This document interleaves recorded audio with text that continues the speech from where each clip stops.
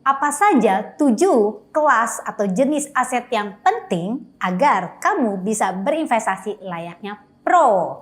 Oke teman-teman, jadi ini adalah seri investasi di channel kita yang akan membahas. Kalau misalnya kalian mungkin udah tahu investasi, oke, biasanya seperti apa sih? Nah, tapi kali ini kita mau ngebahas sebenarnya ada lebih dari yang kalian pikirin. Akan beberapa yang saya perkenalkan, 7 jenis aset kelas atau aset investasi yang penting untuk kamu tahu.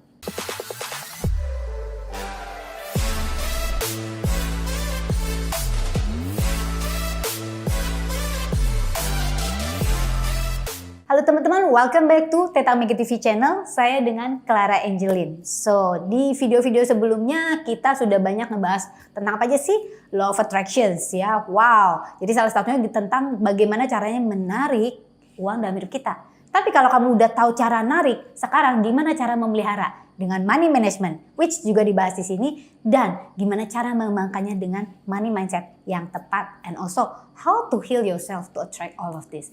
Itu adalah topik-topik yang dibahas di channel kita. So, buat kamu yang pertama kali, silahkan subscribe dan yuk kita mulai dengan topik hari ini. Kalau kita udah memiliki cukup uang untuk mulai investasi.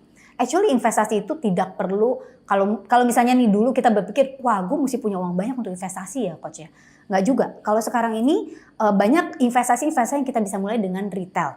Tetapi biar tambah keren nih teman-teman. Teman-teman perlu tahu 7 jenis aset kelas untuk kita bisa investasi. Yang pertama itu adalah cash and cash equivalent. Ya, cash and cash equivalent itu ya maksudnya kas atau setara kas gitu ya. Teman-teman, di masing-masing aset kelas ini itu cara permainannya berbeda ya teman-teman, sedikit berbeda. Di cash and cash equivalent itu biasanya apa sih teman-teman? Pasti teman-teman bisa sebutin lah ya. Tabung di bank ya. Lalu reksadana. Reksadana itu kan cash and cash equivalent alias kalian kamu dapat kapan aja ya gampang gitu kan ya. Mau tarik kapan aja gampang. Dan ada reksadana pun ada jenis-jenisnya. Reksadana pasar uang ya kan, yang money market, yang which is resikonya paling konvensional, paling rendah lah ya teman-teman. Jadi saya nggak akan bahas dalam, tetapi saya akan yang saya bahas adalah 7 jenis investasinya itu. Yang kedua adalah tentu saja yang teman-teman paling kenal adalah saham atau stok ya. Saham itu apa sih? Ya untuk memperjelas ya teman-teman. Kalau saham itu adalah kita memiliki kepemilikan. Jadi kita membeli kepemilikan as any fraction, sedikit pun ya, sebagian kecil dari satu perusahaan ya. Nah, kenapa saya jelaskan ini? Karena aset kelas yang ketiga adalah obligasi atau bonds. Jadi kalau saham itu artinya kita ikut memiliki dari satu perusahaan tertentu yang mana kita berhak mendapatkan dividen atau bagian dari keuntungan perusahaan. Kalau obligasi atau bonds ya, di luar negeri kita sebutnya bonds, ini berbeda. Kalau obligasi itu artinya kita meminjamkan uang ya teman-teman ya. Jadi kita meminjamkan uang, pasti returnnya apa? Kita dapat apa dong? Kita dapatnya kupon namanya. Kupon bunga yang sudah dipakemkan, biasanya sudah dipakemkan, ini terimanya kapan ya kan? Jumlahnya berapa, jadi udah pasti persentasenya, dan untuk berapa lama. Jadi obligasi itu biasa ada jangka waktunya teman-teman ya. Kalau saham itu tidak ada kepastiannya kapan kamu terima dividen, dan saham itu sifatnya naik turun ya. Biasanya saham itu diperjualbelikan, jadi kita dapat untungnya tuh dari diperjualbelikan, bukan dari dividennya. Kecuali memang kalau strategi kamu adalah strategi dividen ya, strategi untuk bertahan. Kalau obligasi biasanya kita dapat keuntungannya 2. Dari kuponnya sendiri ya, dari bunganya, karena bunganya itu rata-rata jauh lebih tinggi daripada bunga bank dan bunga deposito bahkan ya. Nah, kalau kamu obligasi bunganya rendah mah itu keterlaluan ya, nggak usah beli obligasi. Obligasi ini bentuknya apa aja sih teman-teman? Kalau teman-teman sering ngedengar pemerintah itu rajin mengeluarkan ORI ya kan, obligasi Republik Indonesia. Itu adalah ORI. ORI itu biasanya cuma jangka waktunya 2 tahun, 3 tahun ya kalau nggak salah, ada yang seperti itu. Kalau nilainya itu bisa naik turun dari apa? Tergantung dari suku bunga BI yang ada di pasaran. Kalau obligasi ini, kupon obligasinya, bunganya jauh lebih tinggi daripada suku bunga BI. Jadi suku bunga BI itu naik turun ya teman-teman ya, secara berkala. Kalau dia jauh lebih tinggi, pasti kalian bisa jual obligasinya dengan nilai yang lebih tinggi. Tapi kalau suku bunga BI, Bank Indonesia itu lebih tinggi, ya obligasinya jadi turun. Tetapi kamu nggak akan rugi sebenarnya. Kalau kamu beli di pasar perdana, kita sebutnya, kamu bisa tunggu sampai dia jatuh tempo, ya nanti kamu jual, ya kamu dapatnya par. Jadi istilah kata dapat sesuai modal kamu. Nah, obligasi ini selain ORI, sekarang juga pemerintah sering mengeluarkan SR, dan perusahaan-perusahaan juga mengeluarkan obligasi, ya. Jadi perusahaan-perusahaan tertentu mereka butuh modal, mereka nggak mau sharing sahamnya, nggak mau buka sahamnya di Bursa Efek Jakarta. Jadi kalau saham itu ada bursanya ya, Bursa Efek Jakarta. Jadi akhirnya mereka bilang, yaudah gue mau pinjam duit aja deh, saya mengeluarkan obligasi. Perusahaan-perusahaan kayak PLN, terus kayak gitu perusahaan-perusahaan besar juga suka mengeluarkan obligasi ya untuk meminjam uang dari kita. Biasanya obligasi perusahaan itu jangka waktunya jauh lebih lama daripada ORI atau SR pemerintah. Bisa ada yang 10 tahun, 20 tahun. Jadi sebelum lihat obligasinya kalian harus lihat jangka waktunya. Banyak hal yang perlu dipertimbangkan ya. Mulai bisa investasi obligasi nilainya dari berapa sih coach? Sekarang ini bahkan kalau misalnya ORI itu 1 juta aja udah mulai bisa beli obligasi ORI ya. 5 juta lah kalau saya bilang ya, kalau di perusahaan-perusahaan, kalau di bank-bank tertentu biasanya nilai 5 juta bisa. Dulunya itu kita harus punya uang 100 juta, 200 juta, 50 juta untuk bisa beli obligasi. Jadi sekarang itu kita sebut obligasi retail. Makin rendah jumlahnya ya, maksudnya entry point-nya. Yang keempat yang seperti kita tahu adalah aset kelas real estate atau property. Nah, ini sendiri pun banyak sekali permainannya di dalam. Maksudnya permainan jenis-jenisnya beda. Ada orang yang nyaman berinvestasi di rumah, ya. Ada orang yang nyaman berinvestasi di rumah kos-kosan. Ada yang nyaman berinvestasinya di kios, ya kan, kios kayak Indomaret seperti itu. Nah, jadi masing-masing punya permainannya sendiri, ya. Dan kalau real estate sekarang ini tidak ada yang benar-benar mengatur, jadi benar-benar bursa bebas gitu. Kalian bisa beli di mana aja. Kalau saham kan kalian biasanya berperdagangan kan di Bursa Efek Indonesia, ya. Yang aset kelas yang berikutnya itu adalah commodities. Kalau ini yang sangat jarang disebutkan ya teman-teman ya. Commodities itu jadi kayak gold itu emas ya. Emas lah, oil, minyak, terus kayak gitu komoditis tertentu. Itu sebenarnya ada diperdagangkan di bursa berjangka namanya. Biasanya juga agricultural product juga diperjualbelikan. Kalau di Indonesia, bursa berjangka namanya ICDX, jadi bursa berjangka komoditas gitu ya.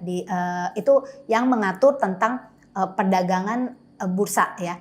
Permainannya gimana teman-teman? Mirip sih sama saham, nilainya tuh naik turun setiap saat gitu ya teman-teman. Nah tapi kalau yang namanya komoditas ini kita sebenarnya kayak kontrak gitu ya, kayak kontrak jenisnya. Tetapi kalian juga bisa dalam skala kecil, misalnya kalau memang suka, kalian teman-teman bisa investasi emas gitu ya. Jadi investasi emas batangan beneran di rumah ya kan, atau di pegadaian, itu juga bisa menjadi sarana investasi. Cuman kalian harus mikir ya teman-teman, kalau investasinya itu dalam bentuk fisik, ini kita harus berpikir untuk jangka panjang ya, bukan untuk jangka pendek. Dan lagi kalau misalnya investasi emas ya, kalau teman-teman milih investasi emas, saya sarankan pilihnya itu adalah jangan yang perhiasan. Karena perhiasan itu nilainya tuh berbeda ya. Kalau dijual pasti jauh lebih rendah daripada harga belinya. Karena sebenarnya yang kita beli itu adalah model biasanya. Modelnya, kesannya, bahkan kita beli brand. Tetapi kalau kita mau investasi emas beneran, belilah emas batangan. Itu adalah aset investasi yang sesungguhnya, oke? Karena nilainya tuh dipastikan dan ada di Indonesia, di dunia itu secara global itu ada nilainya ya. Jadi ada patokan nilainya naik turunnya. Nah, aset kelas yang berikutnya yang keenam teman-teman, yang jarang mungkin ya, ini yang keenam dan tujuh ini yang mungkin jarang teman-teman dengar. Yang keenam, online business atau website itu juga adalah aset. Di dunia yang sekarang ini ya, di dunia yang segalanya serba digital, kita itu aset kita itu bukan cuma apa yang kita bisa lihat dan apa yang kita bisa sentuh ya. Kalau saham berarti kan dia ada underlying back-nya tuh apa? Perusahaan. Kita bisa lihat perusahaannya, kinerjanya. Kalau obligasi kita juga bisa lihat ada perusahaan yang menjual di baliknya. Kalau komoditas ada barangnya, walaupun kita nggak memiliki barangnya, itu cuma kontrak. Nah, kalau untuk online website ini disebut aset. Kenapa? Karena website yang benar-benar luar biasa, bahkan nama domain itu bisa diperjualbelikan loh teman-teman. Dan ini aset yang luar biasa. Saya punya satu kenalan, punya satu teman baik gitu ya, yang mana dia itu mendapatkan luar biasa sekali. Ini benar-benar serius teman-teman. Jadi dulu banget dia itu koleksi domain. Domain name itu nama domain ya, kayak misal www.ajegile.com gitu kan ya, atau okezone.com. Nah, waktu awal-awal booming industri internet gitu ya, online industry, dia beli beberapa website ternama. Maksud kayak misalnya nih ya, website ternama itu website yang sesuai profesi atau bahkan website yang nama. Misal www.apple.com. Kamu bayangin ya, kalau kamu dulu punya www.apple.com, perusahaan Apple sekarang itu pasti ngejar-ngejar kamu untuk dapetin nama itu, ya. Segala yang nama domain.com itu adalah aset. Nah, kalau kamu cukup kreatif, jadi saya tidak tahu cerita percisnya, tapi saya tahu percis salah satu atau beberapa domain yang dia miliki dan dia pelihara selama bertahun-tahun, itu akunnya dijual dengan harga yang sangat fantastis ya, ratusan juta dolar, teman-teman. Jadi itu adalah aset yang gila banget kan, teman-teman. Itu multiplying efeknya itu luar biasa. Nah, itu satu. Di dunia digital itu luar biasa. Yang kedua, maksudnya tetap masih di dunia digital ya, teman-teman. Kalau kalian punya website yang benar-benar bagus banget, terus udah gitu dipelihara, lalu menghasilkan, jadi istilah kata itu profitable ya, bisa dimonetisasi.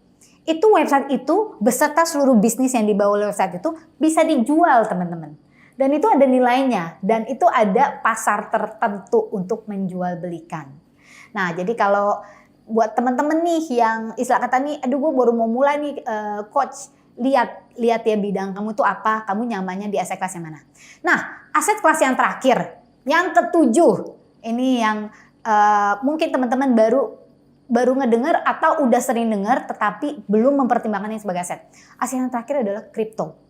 Teman-teman ya. Kripto, mungkin kalau misalnya teman-teman bikin, wah cryptocurrency. Crypto world is not only cryptocurrency, teman-teman. Ternyata ya. Jadi sekarang ini teman-teman pernah dengar yang namanya NFT? Ya, itu adalah aset kelas berikutnya, teman-teman. Nah, yang istilah kata nih memang mungkin belum banyak didengar ya, dan mungkin belum semua orang tahu. Tetapi ini adalah salah satu istilah kata nih emerging business, salah satu yang sangat menjanjikan untuk masa depan. Bahkan pemerintah Indonesia ya sudah merencanakan untuk membuat bursa kripto, teman-teman. Gila kan bursa kripto. Jadi udah ada istilah kata nih resmi dianggap sebagai komoditas investasi berikutnya.